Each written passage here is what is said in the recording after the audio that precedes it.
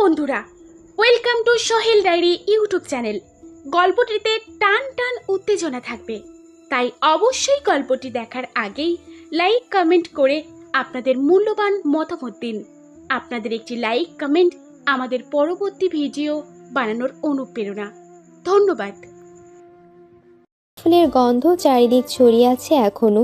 বিছানার চারপাশে ফুল দিয়ে সাজানো সেই বিছানার চাদর কুঁকড়ে আছে। ঘরের মেঝেতে ছড়িয়ে আছে কিছু কাপড় চোপড়।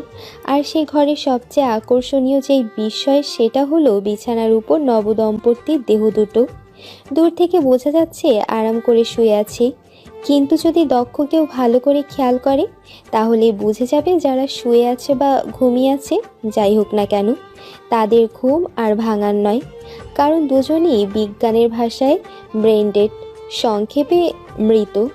সোজা দৃষ্টিতে সেটা খুন, আর বাঁকা দৃষ্টি তো সেটা একটা খুনই।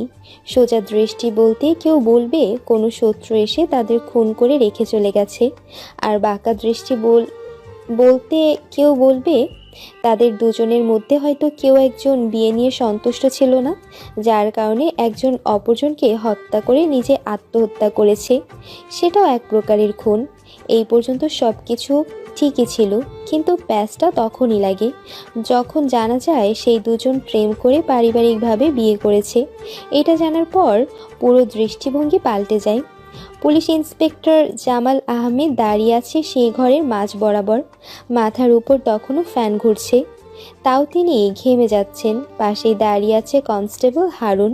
সামনে থাকা লোকগুলো ঘরের ভেতর থেকে খুনের সব রকমের নমুনা সংগ্রহ করছে। কেউ ঘর থেকে আঙুলের ছাপ, আবার কেউ মেঝেতে পড়ে থাকা বিভিন্ন আলামত। সবার কাজ শেষ হতে হতে লাশ দুটো খুব সাবধানে তুলে নিয়ে যাওয়া হয়। এতক্ষণ তীক্ষ্ণ দৃষ্টিতে সব দেখে যাচ্ছিল ইন্সপেক্টর জামাল। কেসটা তার মতে খুবই সোজা। যারা মারা গেছে তাদের বিয়ে নিয়ে হয়তো কেউ একজন খুশি ছিল না, যার কারণে কোনো এক ফাঁকে তাদের দুজনকে মেরে দেয়। আর এখন তাকে সেই খুনিকে খুঁজে বের করতে হবে, কিন্তু কোনো একটা কারণে তার মনের মধ্যে অন্য কিছু ঘুরপাক খাচ্ছে। তার বারবার মনে হচ্ছিল অন্য কিছু আছে এইসবের মধ্যে। আরও একবার পুরো ঘর ভালো করে পর্যবেক্ষণ করার পর তিনি বেশ কিছুক্ষণ পরিবারের লোকদের সাথে কথা বলে বেরিয়ে যায় ঘর থেকে। ঘণ্টাখানিক পর সোজা থানায় গিয়ে ভাবতে বসে যায় ইন্সপেক্টর জামাল, কারণ ঘটনাস্থলে তিনি যা যা পেয়েছে তার মধ্যে খুনিকে ধরার কোনো রাস্তা আলামত পাওয়া যায়নি। যা পাওয়া গেছে সব সেই দম্পতির জিনিসপত্র, আর হাতের ছাপগুলো যেগুলো পাওয়া গিয়েছে সেগুলোর রিপোর্টও চলে এসেছে। সব বাড়ির লোকদের সাথে মিলে যায়, বাইরের কারো হাতের ছাপ পাওয়া যায়নি। আর সবচেয়ে বড় যে জিনিস তাকে ভাবিয়ে তুলেছে সেটা হলো যারা খুন হয়েছে তাদের দেহে আঘাতের কোনো চিহ্ন মাত্র নেই। এর অর্থ হতে পারে বিষ প্রয়োগ করে খুন করা হয়েছে, কিন্তু এতে ঠোঁট নীল হওয়ার কথা, কিন্তু সেটাও হয়নি। যে খুন দুটো করেছে সে অনেক সচেতনতার সাথেই কাজটি করেছে। জামাল আহমেদ দুদিন অপেক্ষা করলো পোস্টমর্টম রিপোর্টের জন্য, কারণ সেটা ছাড়া ইনভেস্টিগেশন এগিয়ে নেওয়া সম্ভব হচ্ছে না, কারণ কোনো আলামত তার হাতে লাগেনি। আর যেই দুজন মারা গেছে তাদের সাথে কারো কোনো শত্রুতা ছিল না। ইনফ্যাক্ট তাদের পরিবারও সম্ভ্রান্ত পরিবার, সবার সাথে তাদের ভালো ওঠা বসা আছে। শত্রুতাবশত খুন করার প্রশ্নই ওঠে না। ফরেনসিক রিপোর্ট হাতে পাওয়ার পর স্তব্ধ হয়ে যায় জামাল আহমেদ, কারণ সেই দুজন স্বামী স্ত্রীর মৃত্যু হয়েছে হার্ট অ্যাটাকে, আর সেটাও একই সময়, ঠিক রাত 2টো থেকে 3টার ভেতরেই তারা মারা গেছে। কিন্তু একটা দেখে ভয় পেয়ে তাদের মৃত্যু হয়েছে সেটা স্পষ্ট লেখা আছে রিপোর্টে, কিন্তু ভেতর থেকে দরজা জানালা বন্ধ, কিছু ঢুকে ভয় দেখানোর কোনো প্রশ্নই আসে না। মাথা খারাপ হয়ে যাওয়ার মতো অবস্থা হয়ে গেল জামাল আহমেদ। কনস্টেবল হারুনের করুণা হলো তার স্যারকে সেই অবস্থায় দেখে। এইদিকে প্রভাবশালী লোকের ছেলে মেয়ে খুন হয়েছে, সেটার চাপও এসে পড়েছে তার উপর মহল আর মিডিয়া তাকে প্রায় চুষে খাচ্ছে।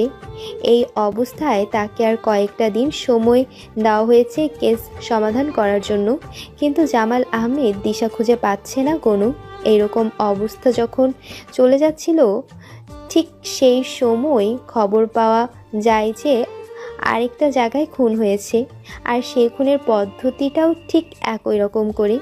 বাসরাতে খুন হয়েছে দম্পতি, আর তারাও হার্ট অ্যাটাকের শিকার। হঠাৎ করে রাত 2টো থেকে 3টার সময় মারা যায় তারা দুজনই। কিন্তু এটা কি করে সম্ভব? একটা কেসেরই এখন পর্যন্ত কোনো সুরাহা হলো না, তার মধ্যে আরও 2টো খুন। এখন পর্যন্ত সেখানেও কোনো প্রমাণ পাওয়া যায়নি। আর যেই 4জন খুন হয়েছে তাদের মধ্যে কোনো সম্পর্কও ছিল না, একেবারে আলাদা ছিল তারা। কিন্তু যে বা যারা খুন হয়েছে, খুনগুলো করেছে, তাদের মোটিভ কিছুতেই ধরা যাচ্ছে না। এই একটা জিনিসের কারণেই পুলিশ কিছুই করতে পারছে না এতদিন। আর এইবার যারা খুন হয়েছে তারাও বড়লোক ঘরের সন্তান। ইন্সপেক্টর জামাল আহমেদ চিন্তায় আছে তার চাকরি নিয়ে। তিনি হারুনকে কাছে রেখে বললেন, হারুন, একটা জিনিস খেয়াল করেছো? কি জিনিস স্যার? জবাব দেয় হারুন, খুনগুলো যে হচ্ছে সেগুলো সবগুলো বড়লোক ঘরের, আর একটা বিশেষ দিন করেই কিন্তু খুনগুলো হচ্ছে। জি স্যার, মানুষের জীবনে বিয়ের রাত অনেক গুরুত্বপূর্ণ রাত, আর খুনগুলো বেছে বেছে এই রাতেই হচ্ছে। ঠিক বলেছো হারুন, আমাদের হাতে এই একটা সূত্র আছে, আর তো কোনো সূত্র পাওয়া যায়নি।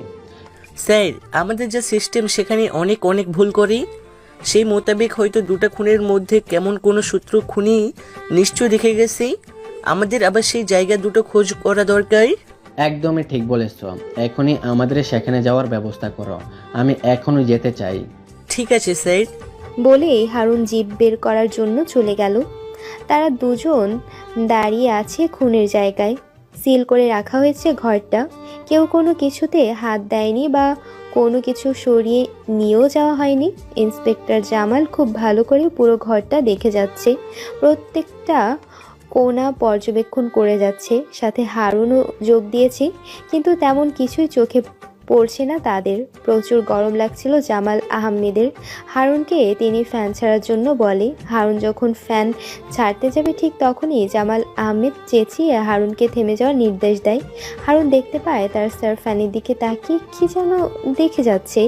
হারুন সেদিকে তাকিয়ে দেখে ফ্যান ঝুলিয়ে রাখার জন্য ছাদে যেই ফুটো থাকে সেখানে কিছু একটা আছে। জামাল আহমেদের নির্দেশে হারুন একটা টুল নিয়ে সেখানে উঠে যায়, সেই জিনিসটা নামিয়ে আনে সেখান থেকে। সেটা দেখে একটা হাসি ফুটে ওঠে জামাল আহমেদের মুখে। একটা কাগজ ছিল সেটা। তিনি নিশ্চিত ছিলেন যে খুনি তাদের জন্য অন্তত কিছু একটা রেখে গেছে, কিন্তু যখন এই কাগজটা তিনি খুললেন সাথে সাথে তার মুখ চুপসে যায়। দেরি না করে সাথে সাথে বেরিয়ে পড়ে পরের বাড়ির উদ্দেশ্যে। সেখানে গিয়ে একই রকম করে তিনি একটা কাগজ পায়। সেটা দেখেও তার মুখের ভঙ্গি একই থাকে। মনে মনে তিনি ধরেই নেন যে এই কেসের জন্য তার চাকরি যাবে নিশ্চিত। অফিসে ফিরে আসে তারা দুজনই। হারুন দেখেছে সেই কাগজটা, কিন্তু কিছুই বুঝতে পারেনি। এদিকে জামাল আহমেদের প্রেশার বেড়ে গেছে, মাথার পানি ঢালা হচ্ছে তার। কিছুতেই কিছু মিলতে পারছেন না তিনি। সাথে বোনাস হিসেবে আছে উপরমহল থেকে আসা চাপ আর মিডিয়া।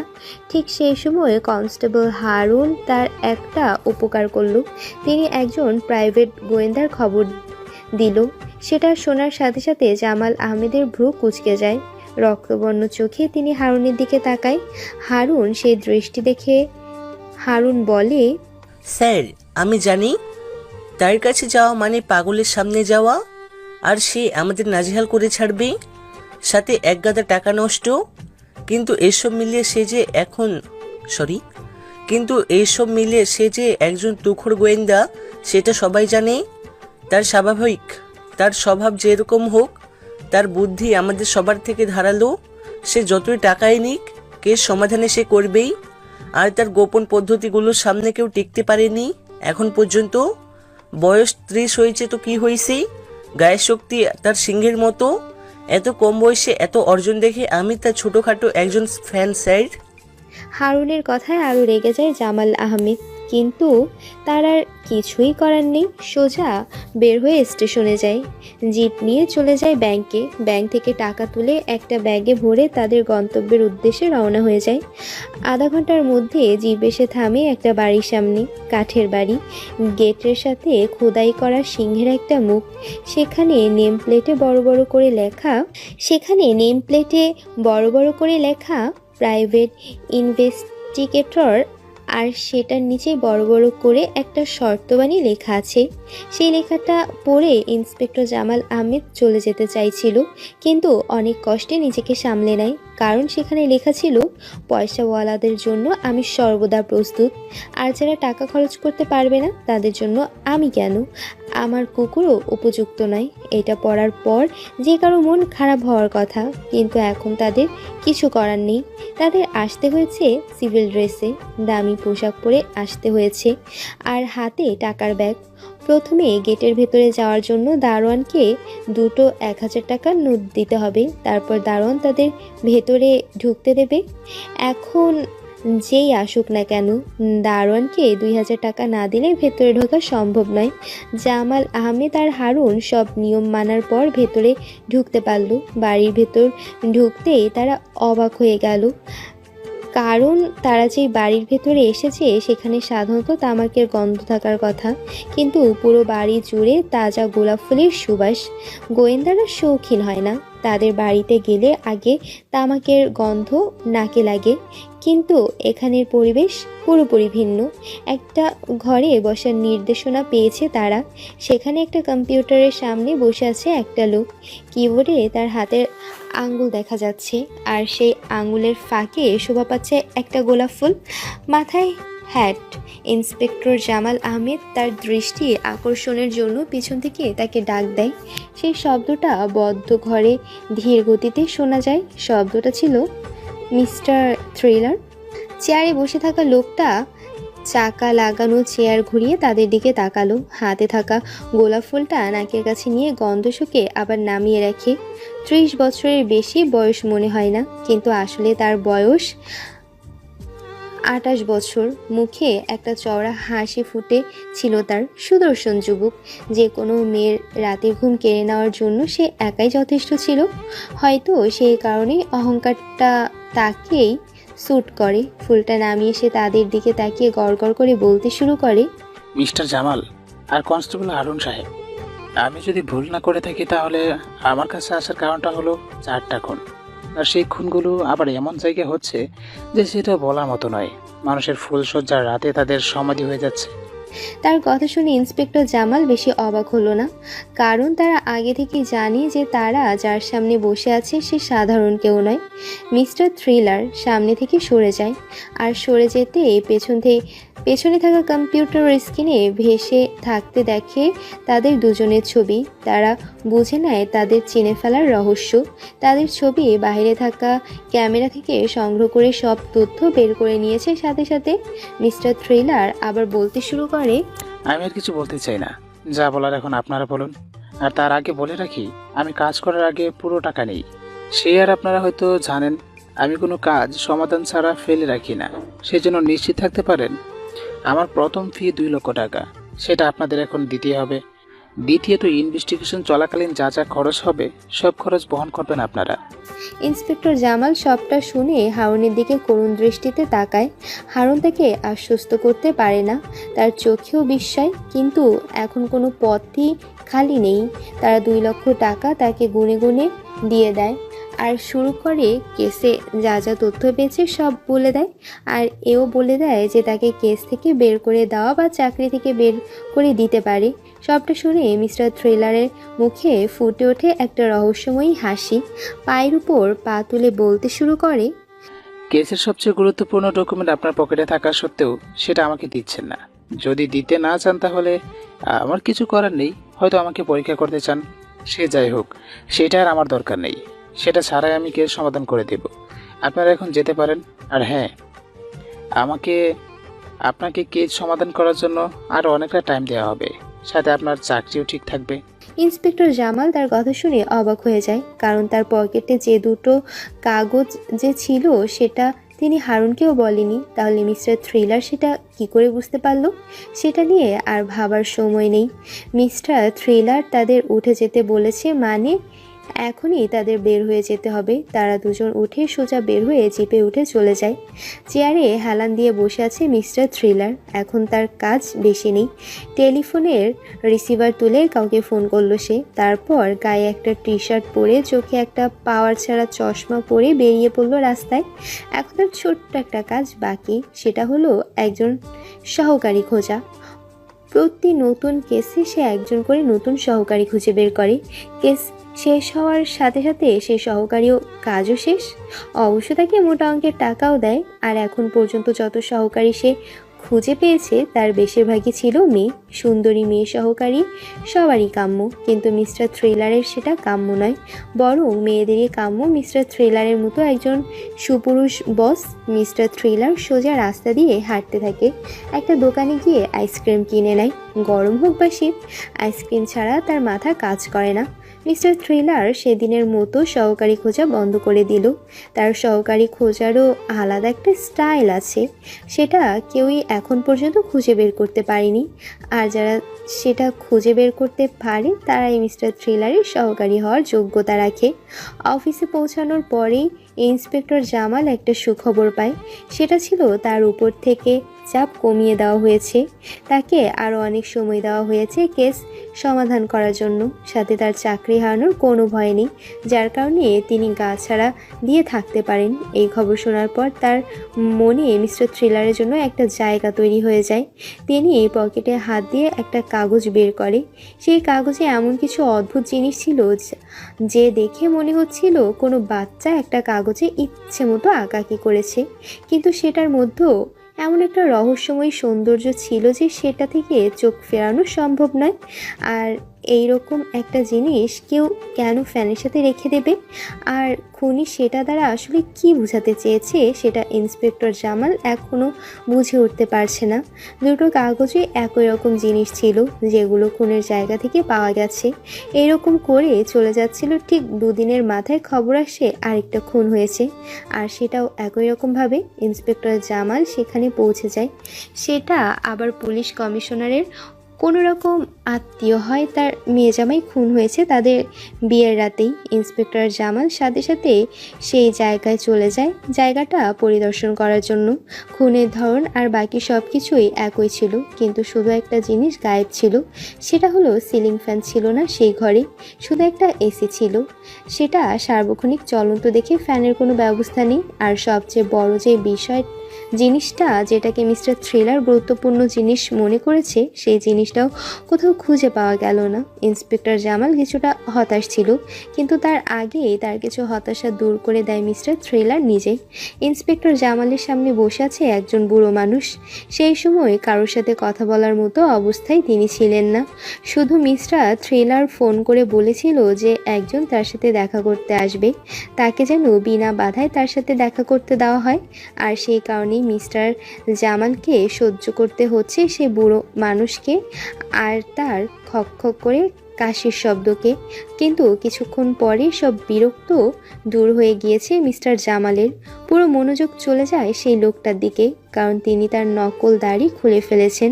আর সেটা খুলে ফেলতেই বেরিয়ে আসে মিস্টার থ্রিলারের হাসি খুশি মুখ। ইন্সপেক্টর জামালকে আরও বেশি অবাক করে দিয়ে মিস্টার থ্রিলার বলতে শুরু করে দেয়, লাস্ট যে দুইটা খুন হয়েছে সেগুলো খুন আগের 4টা খুনের খুনই এক নয়। আগের 4টা খুন থেকে উৎসাহ পেয়ে কেউ এই দুইটি খুন করেছে তার নিজের স্বার্থ হাসিলের কারণে। আর আমাকে 2 দিন সময় দিন, আমি সেই খুনিকে বের করেই বাকি 4টা খুনের খুনিকে খুঁজে বের করার কাজে মনোযোগ দেব। শুধু এইটুকু বলে ইন্সপেক্টর জামালকে আর কথা বলার কোনো সুযোগ না দিয়ে সেখান থেকে বেরিয়ে যায় মিস্টার থ্রিলার।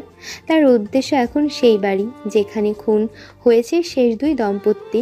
তার হাতে ছিল একটা বিশাল ব্যাগ। সেই বুড়ো মানুষের ছদ্মবেশের বদলে এখন সেখানে শোভা পাচ্ছে একজন তরুণ যুবকের চেহারা। মিস্টার থ্রিলারে নিজের চেহারার কিছুই বোঝা যাচ্ছিল না। পুরো জিনিস দেখে বোঝা যাচ্ছিল যে সেই যুবকটা মাত্র বিদেশ থেকে দেশে আসলো আর তার নিজের বাড়িতে ঢুকেছে। বিশাল বড় বাড়ি, গেটের সামনে থাকা দারোয়ান তাকে কিছুতেই বিনা অনুমতিতে ঢুকতে দেবে না, কারণ মালিকের নিষেধ আছে। অনেক জোড়াজুড়ির পর বাড়ির মালিক তার ভিকটিমের বাবা বিশিষ্ট ব্যবসায়ী আমজাদ খান নিচে আসলো। তিনি সামনে আসার সাথে সাথে শুরু হয়ে গেল মিস্টার থ্রিলারের অভিনয়। সে করুণ সুরে বলতে শুরু করলো, আঙ্কেল, আপনি আমাকে চিনতে পারছেন না? আমি রাফি, নয়নের বন্ধু। আমরা আমেরিকাতে একসাথে পড়াশোনা করেছি, আর আপনার সাথে বেশ কয়েকবার কথা হয়েছে ফোনে।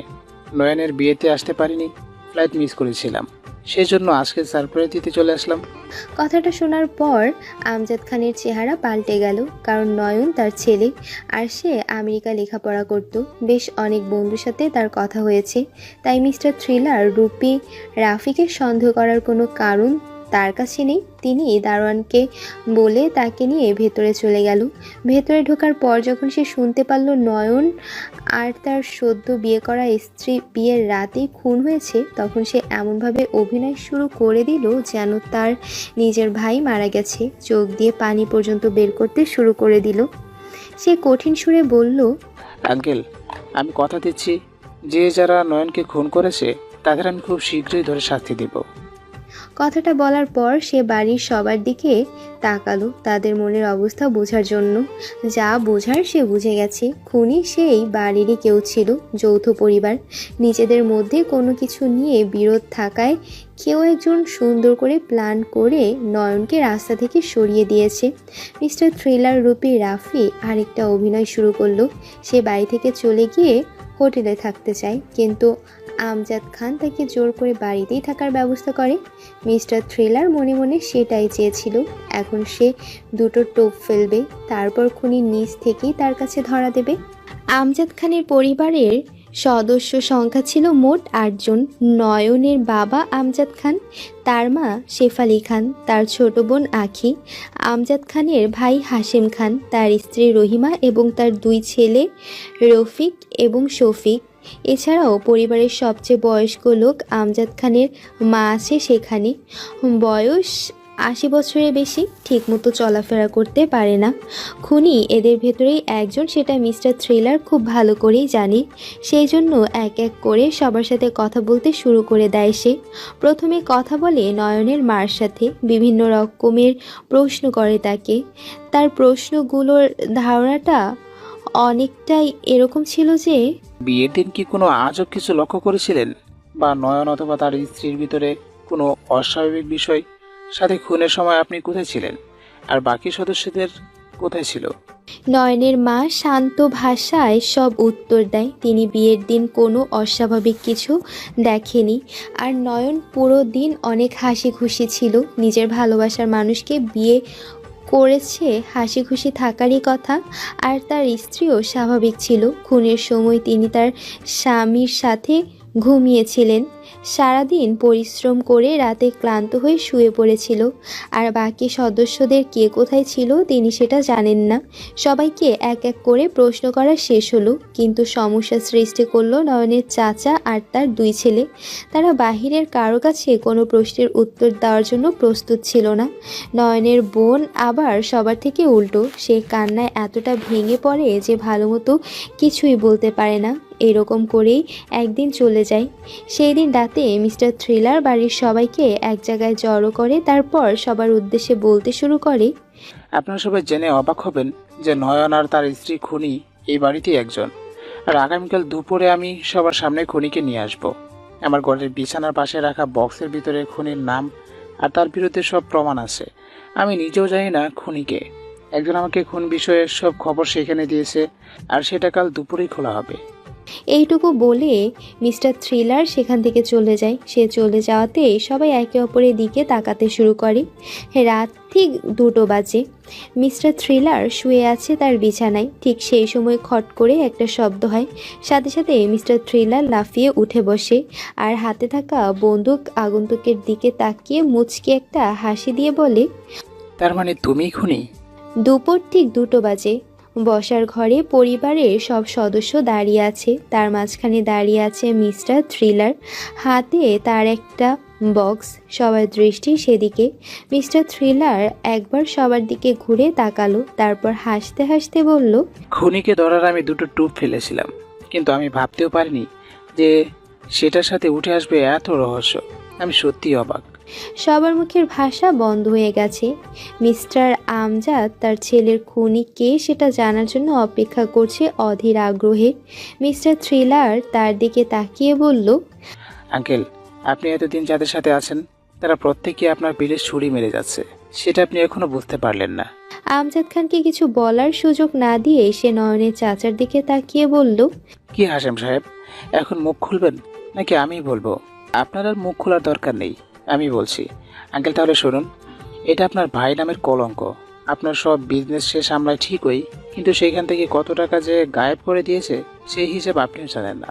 যখন নয়ন বিয়ে করার সিদ্ধান্ত নেয় আর আপনি তাকে সব বিজনেস সামলানোর দায়িত্ব দেন, তখন মাথায় আকাশ ভেঙে পড়ে হাশেম সাহেবের।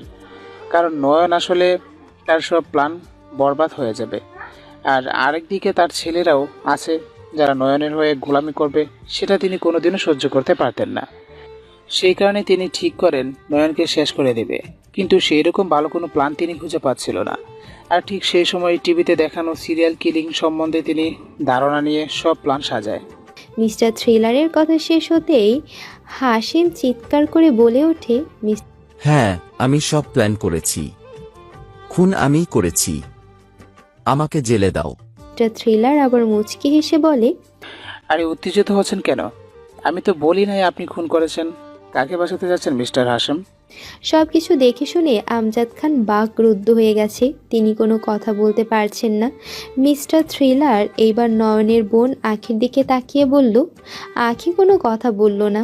সে মিস্টার থ্রিলারের দিকে তাকিয়ে হাসি দিয়ে বলল, অনেক সুন্দর অভিনয় করেছো তুমি, কিন্তু আমার সামনে সবকিছু শেষ হয়ে গেল তো। অবশ্য তোমারই বা দোষ কোথায় বলো? যেখানে নিজের ভাই নেশা করে তোমাকে তার বন্ধুদের মাঝে বিলিয়ে দিতেও আপত্তি করে না, সেখানে তোমার রাগ হওয়াটাই স্বাভাবিক। আর তোমার ভাবি, সেও ছিল একজন ডাইনি, সেটা তুমি জানতে। তোমার ভাইয়ের আগেও তার আরও অনেকজনের সাথে সম্পর্ক ছিল, যার কারণে মোক্ষম একটা সুযোগ পেয়ে যাও তুমি দুইজনকে একসাথে শেষ করে দিয়ে নিজের সহ পরিবারের সবাইকে বাঁচানোর। টিভিতে নিউজ দেখে প্ল্যান করো খুনের, আর সফলও হয়ে যাও। সে মিস্টার থ্রিলারের দিকে তাকিয়ে হাসি দিয়ে বলল, আপনি যে আমার ভাইয়ের কোনো বন্ধু নয় সেটা আমি প্রথম দিনেই বুঝে গিয়েছিলাম। আপনার চোখের পানি আর অতিরিক্ত অভিনয় দেখে খুব সহজেই আন্দাজ করে নিয়েছিলাম। কিন্তু এখন নিশ্চিত যে আপনি আর কেউ নয়, আপনি পুলিশের লোকও নয়, কারণ পুলিশের লোক এত কিছু করবে না। আপনি ভাড়া করা একটা সস্তা গোয়েন্দা। কিন্তু একটা কথা বলে রাখি, আমি খুন করিনি। প্ল্যান আমি সাজিয়েছিলাম ঠিকই, কিন্তু আমি খুন করিনি। তার কথা শুনে মিস্টার থ্রিলার আরও একবার হাসলো আর মনে মনে বলল, ক্লেভার গার্ল। মিস্টার থ্রিলার এইবার তাকালো সেই দুই ভাইয়ের দিকে, তাদের দিকে তাকিয়ে বলল, তোমাদের জুটিটা খুব সুন্দর, কিন্তু খুনের মতো জঘন্য কাজ করে দিলে দুইজন মিলে, তাও এত কাঁচা কাজ কি করে করতে পারলে? খুন যখন করলে তখন গড়িটা কেন ফেলে আসলে সেখানে?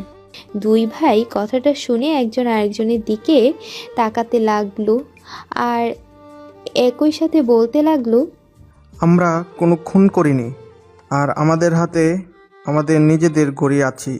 মিস্টার থ্রিলার সেটা শুনে পকেট থেকে একটা ঘড়ি বের করলো আর তাদের দিকে উৎসুক করে ধরে বলল, দেখো তো চিনতে পারো কিনা। এটা দেখার সাথে সাথে চমকে ওঠে দুই ভাই। একজন আরেকজনের শার্টের কলার ধরে বলতে শুরু করে, শফিক, আমি তোকে বলেছিলাম সব কিছু দেখে নে, কিন্তু তুই তোর ঘড়ি ফেলে রেখে আসলি। এইদিকে শফিক তার ভাইকে চমকে দিয়ে বলে, ওইটা আমার ঘড়ি না, ওইটা তোর ঘড়ি। আমার ঘাড়ে দোষ চাপাবি না। আর নয়নের কাছে থেকে তুই 10 লক্ষ টাকা ধার নিয়েছিলে, সেটা শোধ করতে না পারে তুই খুন করেছিস। জবাবে বলে রফিক। দুজনের কথা কাটাকাটি দেখে মিস্টার থ্রিলার একটা দীর্ঘশ্বাস ফেলে আমজাদ খানের দিকে তাকিয়ে বলে, আঙ্কেল, দেখলেন তো এতদিন আপনি কাদের পুষে আসছেন? এরাই আপনাকে এত বড় ধোকা দিচ্ছে। দিনের পর দিন নিজের ছেলে যেখানে আপনাকে ধোকা দিয়েছে, সেখানে এরা তো কিছুই নয়। আপনার ছেলের চরিত্র ছিল নিকৃষ্ট। সবটা দেখে আর সবকিছু শোনার পর আমজাদ খানের বলার মতো কিছুই ছিল না। তিনি শুধু শুকনো মুখে বললেন, বাবা, এখানে তো তুমি সব থেকে খুনি প্রমাণিত করে দিছো, কিন্তু এরা সবাই একসাথে কি করে নয়নকে মারতে পারি? খুব ভালো কথা বলছেন আঙ্কেল, মানতেই হবে। এই বয়সে আপনার মাথা অনেক পরিষ্কার, কিন্তু এত পরিষ্কার মাথায় এত কিছু আপনার চোখের সামনে দিয়ে হয়ে যাচ্ছিল, সেটা আপনি ধরতে পারেননি। সেটা কি করে হয় বলুন তো? জবাবে বলে ওঠে মিস্টার থ্রিলার। আমজাদ খানের মুখ শুকিয়ে যায়। তিনি শুকনো মুখে বলে, এখন কি তুমি আমাকে আমার ছেলে তার বইয়ের খুনের দায় স্বীকার করতে বলবে? আমি একবারও সেই কথা বলিনি আঙ্কেল, কিন্তু যখন ছেলের বউয়ের বাবা আপনার ছেলের মাথা খেয়ে তার ঘর জামাই করতে চায়, আর আপনার ছেলেও সেই কথা শুনে আপনার দেয়া সব সম্পত্তি নিয়ে আপনার এই শত্রুর মেয়ের সাথে বিয়ে করে ঘর জামাই হতে চায়, তখন নিজের ছেলেকে খুন করার কথাটা একবার হলেও বিশিষ্ট ব্যবসায়ী আমজাদ খানের মাথায় এসেছে নিশ্চয়ই। I am right uncle? কঠিন গলায় জবাব দেয় মিস্টার থ্রিলার। তার কথা শেষ হতেই আমজাদ খান ধপাস করে বসে পড়ে চেয়ারে। মিস্টার থ্রিলার এইবার সবার সামনে এসে বলতে শুরু করে, আমার প্রিয় বন্ধুর পরিবারের সবাইকে জানাই আমার সালাম। আমি হলাম মিস্টার থ্রিলার। আমার হাত থেকে এখন পর্যন্ত কোনো অপরাধী পার পায়নি, তাই আপনাদের কারো পার পাওয়ার কোনো সুযোগ নেই। আপনাদের সবার মনে নয়নের জন্য একটা ক্ষোভ ছিল, সেই কারণেই খুন হতে হয়ে থাকে। কিন্তু আপনাদের মধ্যে কারো মধ্যে ক্ষোভটা একটু বেশি ছিল, যার কারণে সে আগে খুন করতে সক্ষম হয়েছে। তাই যেই খুন করে থাকুক না কেন তাকে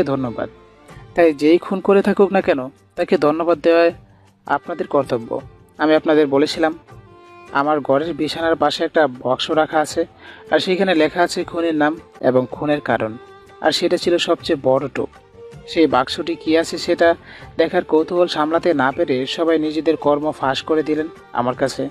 কথাটা শেষ হবার পরেই সবাই আবার সবার দিকে তাকাতে শুরু করলো। মিস্টার থ্রিলার তাদের সেই অবস্থা দেখে হাহা করে হাসতে শুরু করে দিল।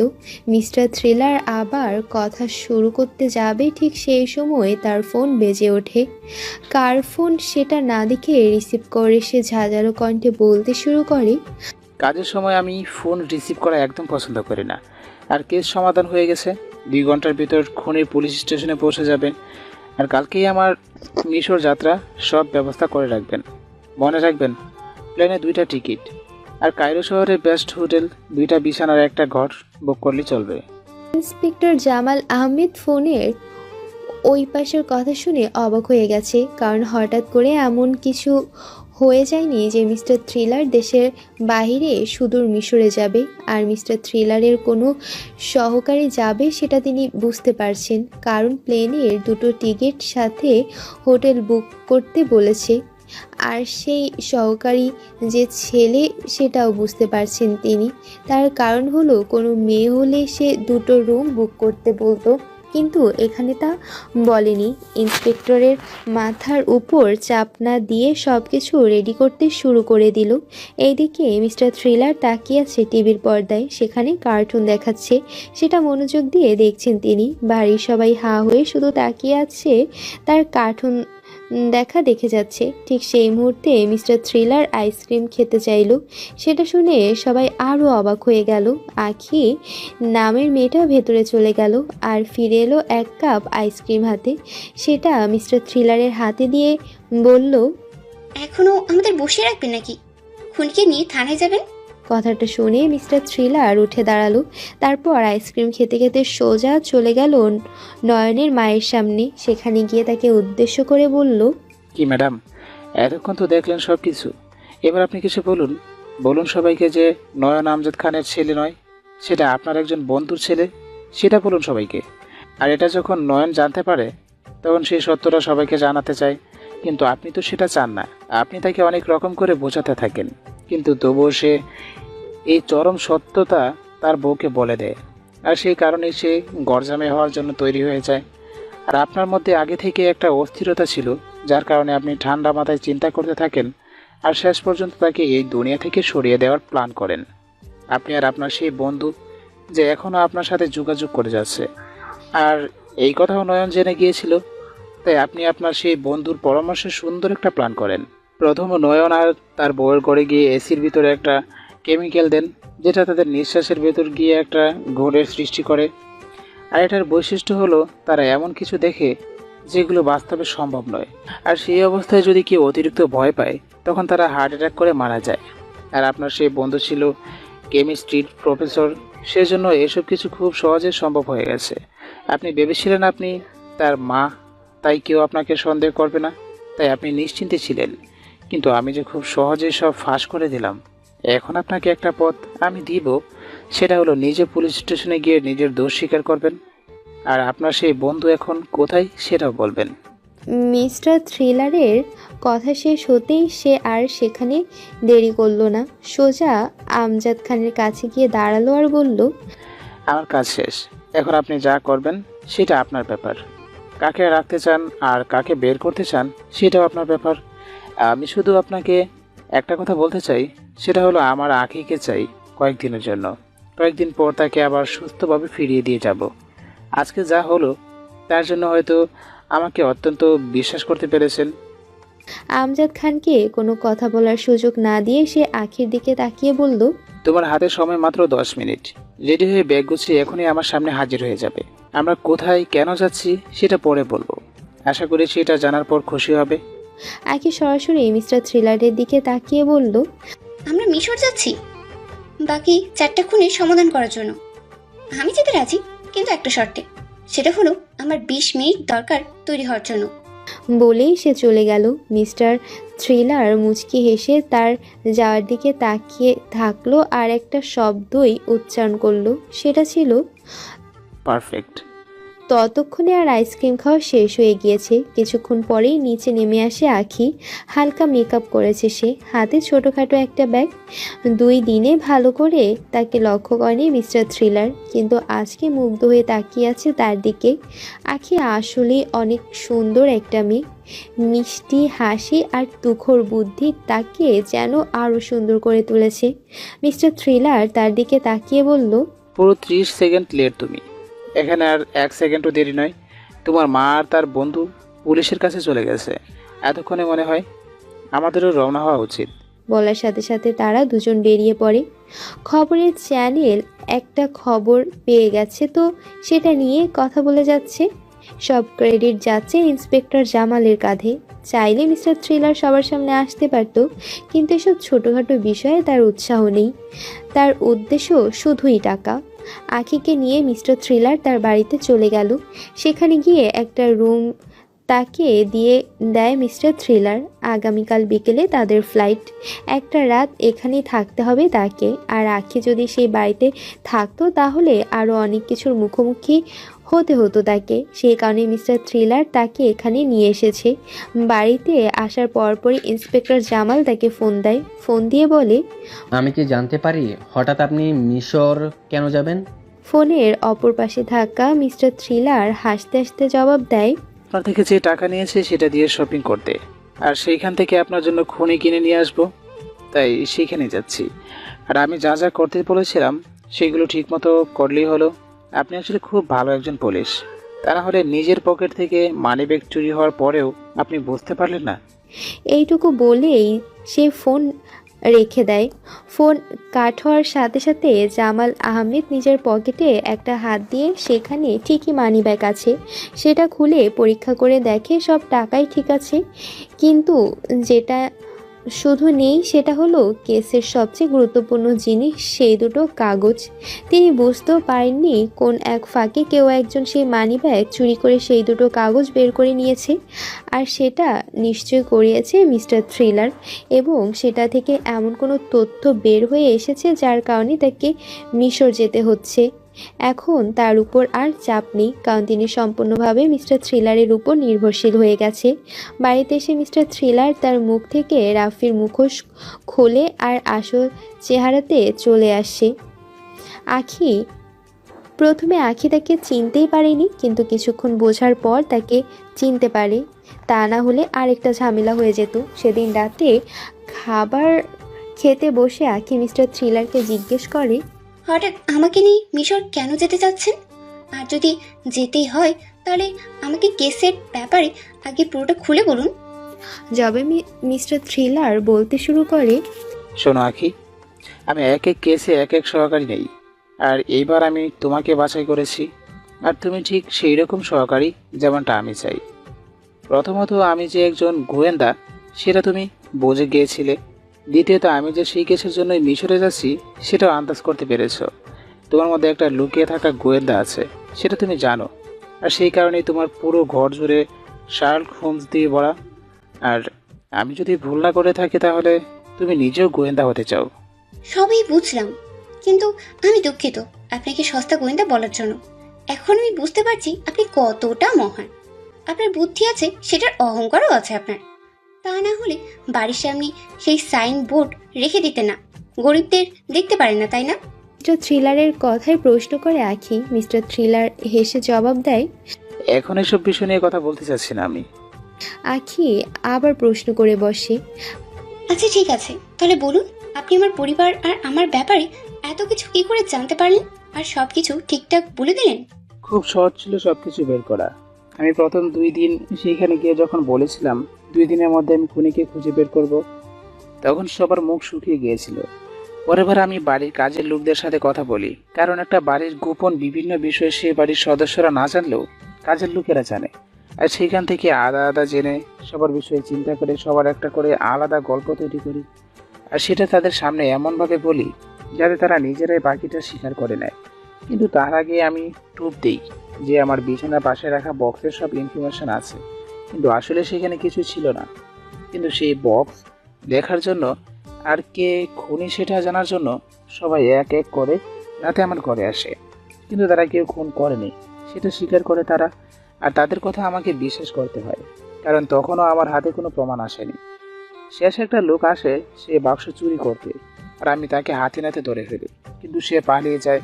আর সে ছিল তোমার মায়ের বন্ধু। তার চেহারা আমি দেখিনি তখনও। যখন আমি তোমার মায়ের ঘরের সামনে দিয়ে যাচ্ছিলাম তখন তোমার মাকে কারোর সঙ্গে কথা বলতে শুনি, আর তখনই সব কিছু ক্লিয়ার হয়ে যায়। আঁখির প্রশ্নের উত্তরে জবাব দেয় মিস্টার থ্রিলার। আঁখি আবার প্রশ্ন করে। কিন্তু আমি তো সেখানে সেই বক্স কি আছে সেটা দেখতে যাইনি, আর বাড়ির সবার এত আগ্রহ নেই যে তারা খুন না করা সত্ত্বেও সেই বক্সে কি আছে সেটা দেখার জন্য যাবে। মিস্টার থ্রিলার আবার হাসতে হাসতে বলে। আমার গেম প্ল্যান পুরো আলাদা মিস আঁখি। সেই বাক্সে খুনের নাম লেখা আছে, আর এই বাড়িতে কে কে নয়নের শত্রু তাদের নামও লেখা আছে। সেই গুজব আমি ছড়িয়ে দিয়েছিলাম, আর এটা তুমি জানো সবার সামনে আমি এটা বলিনি, কিন্তু সবাইকে আলাদা আলাদা করে সেই খবর আমি দিয়েছিলাম। কিন্তু তুমি যে লেডি গোয়েন্দা হয়ে আসবে না সেটা আমি বুঝতে পারিনি। সবটা শুনে আঁখি হা হয়ে যায়। সেদিন রাতে আসলে তার জ্বর ছিল, তাই সেও বক্স দেখতে চেয়েও দেখতে পায়নি। আর মিস্টার থ্রিলার যে এত নিখুঁত প্ল্যান করেছে সেটা তার বুঝতে আরও কিছুক্ষণ সময় লাগলো। পরদিন সকালে মিস্টার থ্রিলার এবং আঁখি রওনা দেয় মার্কেটের উদ্দেশ্যে। মিশর যাত্রার জন্য তাদের বেশ কিছু কেনাকাটা দরকার, সেটার জন্য আঁখিকেও সাথে নিয়েছে সে। তারা দুজন মার্কেটে ঘুরে বেশ কিছু প্রয়োজনীয় জিনিসপত্র কিনে নিল। কিন্তু ফেরার পথে ঘটে গেল একটা ঘটনা। বাংলাদেশের রাস্তায় বের হলেই দেখা পাওয়া যায় গরিব সব মানুষদের। কেউ ভিক্ষুক, আবার কেউ বা হকার, কেউ চামার, আবার কেউ মুচি। সবার মধ্যে বেশি লক্ষ্য করা যায় বিষয়টা, সেটা হলো ছোট ছোট বাচ্চাদের হাতে একটা করে থালা, আর সেটা নিয়ে তারা করছে ভিক্ষা। এরকম একটা শিশু আঁখির কাছে আসলো। তার কাছে এসে করুণ গলায় বলল, আপা আপা আমার একটা কেক কিনে দেন আপা, আমি কেক খামু। তার কথাটা শুনে আঁখি গলে যায়। এমনি একটা বাচ্চা ছেলে করুণ স্বরে কেক খেতে চাচ্ছে, সে নিষেধ করে কি করে? কিন্তু তার কাছে কোনো টাকা ছিল না, তাই সে মিস্টার থ্রিলারের কাছে টাকা চায়। মিস্টার থ্রিলার সেটা শোনে আর দেখে সে বাচ্চার সামনে হাঁটু গেড়ে বসে, তারপর সোজা তার চোখের দিকে তাকায়। সেই বাচ্চাটা তাকেও বলে, ভাইয়া ও ভাইয়া আমার কেক কিনে দেন। সে বাচ্চাটা আরও কিছু বলতে যাবে তার আগে মিস্টার থ্রিলার তার গালে বসিয়ে দেয় কষে একটা থাপ্পড়।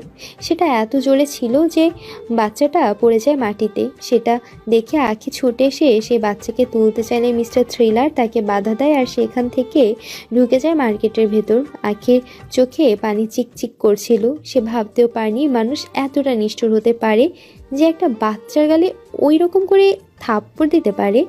ভরা মার্কেটের ভেতরে আঁখি দাঁড়িয়ে যায় সেখানে, আর থামিয়ে দেয় মিস্টার থ্রিলারকে। তার গালে জোরে একটা থাপ্পড় বসিয়ে দেয় আর বলে, তোর মতো রাক্ষস আমি দুটো দেখিনি, কিসের তোর অহংকার? তোর রূপের? বাহ, ছেলেদের রূপের অহংকার। আর কি নিয়ে এত গর্ব করিস? তোর বুদ্ধি আছে দেখে তুই যা খুশি তাই করবি? ভুলে যাস না, তোকেও জন্ম দিয়েছে একটা মা। বড় ঘরে জন্ম না নিলে তুইও তোর মতো ভিক্ষা করতি। পুরো মার্কেটের লোক সেদিকে তাকিয়ে আছে আখির দিকে। আর মিস্টার থ্রিলার তাদের চোখের মধ্যমণি। বাংলাদেশে কেউ ফ্রিতে বিনোদন দেখা আবার ছেড়ে দেয় না। মিস্টার থ্রিলারের হাতের উপর হাত রেখে দাঁড়িয়ে দাঁড়িয়ে শুধু শুনে যাচ্ছিল। আখির কথা বলা শেষ হলো তখন সে আবার তার হাত ধরে সেই জায়গায় নিয়ে গেল যেখানে সেই বাচ্চাকে সে মেরেছিল। সেখানে গিয়ে মিস্টার থ্রিলার হাত উঁচু করে সে বাচ্চাকে আবার দেখায়। আঁখি দেখে যে সে বাচ্চাটা যাকে পারছে তাকেই বলছে তাকে কেক কিনে দেওয়ার জন্য। অনেকে তাকে কেক কিনে দেওয়ার জন্য টাকাও দিচ্ছে, কিন্তু সেটা দিয়ে সে কেক না কিনে পকেটে রেখে দিচ্ছে। মিস্টার থ্রিলার তখন আঁখিকে বলে, আমি কোনো সাধু সন্ন্যাসী হতে আসিনি। আমি নিজের জন্য কাজ করি সব সময়। অন্যের দিকে তাকানোর সময় আমার নেই। যে বাচ্চাকে ভিক্ষা করতে এসেছে সেও নিজের স্বার্থের জন্য ভিক্ষা করছে। আর সেটা ভিক্ষা নয়, সেটা একটা বিজনেস। আর ভিক্ষা হলো সেই বিজনেসের একটা পলিসি যেখানে কোনো লস নেই। যে তার গলার আওয়াজ আর চেহারা যতক্ষণ করতে পারবে সে বেশি টাকা কামাই করবে। আর সেই ছেলে কেক খেতে যাচ্ছে, কিন্তু এই ব্যস্ত শহরে তাকে সময় নষ্ট করে কেক কিনে দেওয়ার মতো কেউ নেই। সেটা সে বাচ্চা হয়েও ভালো করে জানে। তাই লোকেরা তাকে টাকা দিয়ে যাবে যাতে সে নিজে কেক কিনে খেতে পারে। কিন্তু সে এত টাকা পাওয়া সত্ত্বেও কেক কিনে খায় না, কারণ তার উদ্দেশ্য হলো টাকা। আর যদিও কেউ তাকে কেক কিনে খাওয়ায় তাহলে সেটা ভালো, তার লাভ। বিনা পয়সায় খরচ ভালো জিনিস খেতে পারবে, এরা স্কুলে যেতে পারবে। কিন্তু টাকার লোভে তারা সেখানে যায় না। এরা জানে এদের জন্য পড়ালেখা করে কোনো লাভ নেই। চাকরিতে যোগ দেওয়ার আগে তার ব্যাকগ্রাউন্ড জানতে চায়। সেখানে গিয়ে যদি বলে তার বাবা ভিক্ষা করতো আর সেও ভিক্ষা করতো, তখন সেই চাকরি তো দূরের কথা, তাকে ইন্টারভিউর জন্যও দেওয়া হবে না, চেয়ারে বসতে দেওয়া হবে না। আর হ্যাঁ, এটা বাংলাদেশ। যে সিস্টেম পরিবর্তন করতে আসবে সে নিজেই পরিবর্তন হয়ে সিস্টেম হয়ে যাবে। তাই যদি এখানে টিকে থাকতে হয় তাহলে নিজের জন্য টিকে থাকতে হবে, আর কারোর জন্য নয়। এখন তুমি সেই ছেলেটার সামনে যাও, তোমাকে আবার সে একই কথা বলবে। তোমার কাছে কেক চাইবে, তোমাকে চিনতেও পারবে না, কারণ তারা তোমার চেহারা নয়, তারা টাকার চেহারা মনে রাখে। বিশেষ না হলে পরীক্ষা করে দেখতে পারো। আর আমি কেন তাকে থাপ্পড় দিয়েছি সেটা বলছি কিছুক্ষণ পর। আগে গিয়ে দেখো। মিস্টার থ্রিলারের কথা শুনে আঁখি পরীক্ষা করার জন্য সেখান দিয়ে যেতে থাকে। আর মিস্টার থ্রিলারকে ঠিক প্রমাণ করে দিয়ে সেই ছেলেটা আবার তার ওড়না ধরে আগের কথাগুলো বলতে থাকে। আঁখি তার ভুল বুঝতে পেরে যায়। মিস্টার থ্রিলার সে একটু বেশি বলে দিয়েছে। সে ফিরে যায় মিস্টার থ্রিলারের দিকে। সেখানে গিয়ে দেখে মিস্টার থ্রিলার তার মাথার পেছনে হাত দিয়ে হাসছে তার চেহারা দেখে। আঁখি কিছু বলতে যাবে তার আগে মিস্টার থ্রিলার তাকে থামিয়ে দিয়ে বলে, বাংলাদেশের সম্বন্ধে তো অনেক ধারণা হলো, তাই না? এবার তাহলে রাস্তার লোকদের নিয়ে একটা ধারণা হয়ে যাক, কি বলো? সেই ছেলেকে কেন থাপ্পড় দিলাম সেটা দেখার সময় এসে গেছে। চলো তাকে ফলো করা যাক। বলেই তারা দুজনে সে ছেলেটার পিছু পিছু যেতে থাকলো। সেই ছেলেটার সামনে এগিয়ে যাচ্ছিল। দুপুর হয়ে এসেছে প্রায়, বিকেলে তাদের ফ্লাইট, কিন্তু সেটা নিয়ে তাদের কোনো মাথা ব্যথা নেই। তারা সে ছেলের পিছু পিছু গিয়ে দেখে সে আরও কয়েকজন তার সমবয়সী ছেলেদের সাথে দেখা করলো। তারপর তাদের রোজগার করা সব টাকা এক জায়গায় করে একজনের কাছে রেখে দিল। পরে তারা একটা দোকানে হয়ে দোকানদারকে সব টাকা দিল, আর দোকানদার তাদের একটা ব্যাগ দিল। সেই ব্যাগ নিয়ে আবার একটা জায়গায় যায়। সেখানে যাওয়ার পর একটা লোক তাদের সাথে দেখা করে আর সেই ব্যাগ নিয়ে চলে যায়। যাওয়ার আগে তাদের সবাইকে কিছু টাকা দেয়। এতক্ষণ ধরে পুরো বিষয়টা দেখার পরও আঁখি কিছুই বুঝতে পারে না। মিস্টার থ্রিলারকে সে বলতে যাবে তার আগে মিস্টার থ্রিলার তাকে বলতে থাকে, এই পুরো প্রসেস হলো ড্রাগস সাপ্লাইয়ের জন্য। প্রথমে মার্কেটে সেই সব ছেলেদের সবাইকে একটা করে ফাটা নোট দেয় ক্রেতারা, সেটা হচ্ছে স্লিপ।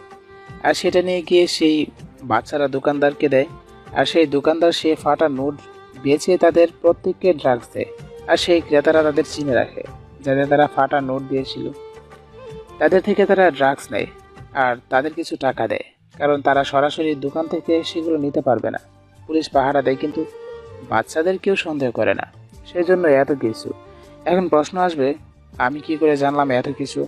আমি সেই বাচ্চার দিকে তাকিয়ে দেখি তার চোখ লাল, আর সে একটু পর পর তার আঙ্গুল নাকে ঠেকিয়ে গন্ধ নিচ্ছে। তারপর যা বোঝার বুঝে গেলাম সে ড্রাগস নেয়, তাই তাকে একটা থাপ্পড় দিলাম। এত বড় প্রসেস আমি জানতাম না, কিন্তু আন্দাজ করেছিলাম কিছুটা। এখন নিশ্চিত হয়ে গেলাম। মিস্টার থ্রিলারের কথা শোনার পর আখির চোয়াল ঝুলে পড়ে। মিস্টার থ্রিলার একটা হাসি দিয়ে তাকে নিয়ে বাড়িতে চলে যায়। ব্যাগপত্র গুছিয়ে নিয়ে বেরিয়ে পড়ে এয়ারপোর্টের উদ্দেশ্যে। সেখানে ইন্সপেক্টর জামাল অপেক্ষা করছে তাদের বিমানের টিকিট নিয়ে। যখন ইন্সপেক্টর জামাল দেখে মিস্টার থ্রিলারের সহকারী একজন মেয়ে, তখন তিনি লজ্জাবোধ করেন, কারণ তিনি ভেবেছিলেন তার সহকারী হবে একজন ছেলে। কিন্তু তার ধারণা পুরোপুরি ভুল। ইন্সপেক্টরের কাছ থেকে বিমানের টিকিট নেওয়ার পর মিস্টার থ্রিলার জামাল আহমেদের দিকে তাকিয়ে বলে, যে প্রশ্ন করতে চাচ্ছেন তার উত্তর হলো, আপনি আমার কাছে আসার পর আপনার পকেটে বারবার হাত দিচ্ছিলেন আর আমার মুখের দিকে তাকাচ্ছিলেন। তখন আমি বুঝে যাই আপনার পকেটে এমন কিছু আছে যেটা কেসের সাথে যুক্ত। সেটা আপনি আমাকে তখনও দেন নাই, মানে আপনি তখনও বুঝে উঠতে পারেননি যে সেটা আসলে কেসের সাথে যুক্ত কিনা।